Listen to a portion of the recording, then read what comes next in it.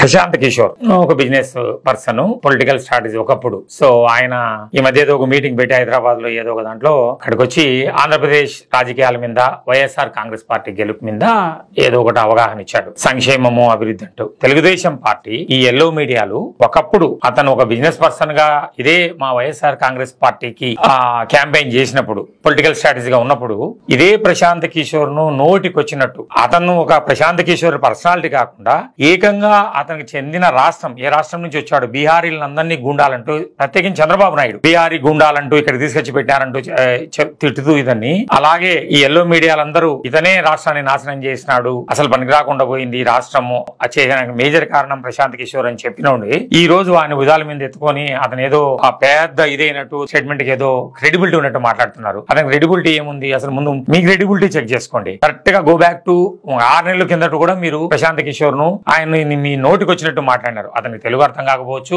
మీకు హిందీ అర్థం కాకపోవచ్చు, కాదు ఇప్పుడు కన్వర్ట్ చేసే వాళ్ళు ఉండరు. అది జరిగిన వాస్తవం. ఆయన ప్రశాంత్ కిషోర్ ఏం క్రెడిబిలిటీ ఉంది? ఫ్రంట్ లైన్ పాలిటిక్స్ లోకి వచ్చి భారతదేశంలో అంతా కాంగ్రెస్ పార్టీని వాళ్ళని చేద్దామని దేశం అంతా తిరిగి ఫెయిల్ అయినాడు. సొంత రాష్ట్రమైన బీహార్ లో పాదయాత్ర చేసి మానుకొని ఇప్పుడు ఆ కొట్టు కట్టేసి ఎక్కడ ఫీజు దొరుకుతుందా, ఎవరు డబ్బులు ఇస్తే వాళ్ళకి సలహాలు ఇస్తామని దేశం అంతా తిరుగుతున్నాడు. అవుట్ డేటెడ్ అయిపోయాడు ఆ సిస్టమ్ లో కూడా. అటువంటి మీరు భుజాలు మీద మోసుకొని ఆరు నెలలకే యూటర్న్ తీసుకొని ఈ రోజు అతనికి క్రెడిబిలిటీ ఉన్నట్టు మాట్లాడుతున్నందుకు మీరు సిగ్గుపడాలా? జర్నలిజం ముసుగులో మీరు చేస్తా అన్న ఆ పదం వాడచ్చు లేదా అనొచ్చు. మీరు ఈ వ్యభిచారాన్ని కూడా ప్రజలకు ఇంత గమనిస్తా ఉన్నారు. ఖచ్చితంగా రాబోయే ఎన్నికల్లో టార్గెట్ 175 అత్యంత మెజారిటీతో ఆంధ్రప్రదేశ్ ఎన్నికల్లో గెలిచి తెలుగుదేశం పార్టీని, జనసేన పార్టీని రాష్ట్ర రాజకీయాలను దూరం చేసి జగన్మోహన్ రెడ్డి గారు ఇంకోసారి జవాబు చెప్పబోతున్నాడు. వాళ్ళకంతా మామూలే. చంద్రబాబు నాయుడుకు, జనసేనకు మళ్ళా కోర్టు కట్టేసారు, 2 ల్యాండ్ అంతా తిరుగుతున్నారు. మీ గురించి చూసుకోండి. ప్రజల్లో ఒక మీడియా రిప్రజెంట్ చేస్తున్న మీ క్రెడిబిలిటీ గురించి ఆలోచన చేసుకోవాలని చెప్తున్నాను. ఇందులో ప్రశాంత్ కిషోర్, జోసెఫ్ యాడ్ నుంచో చెప్తే అయ్యేది కాదు.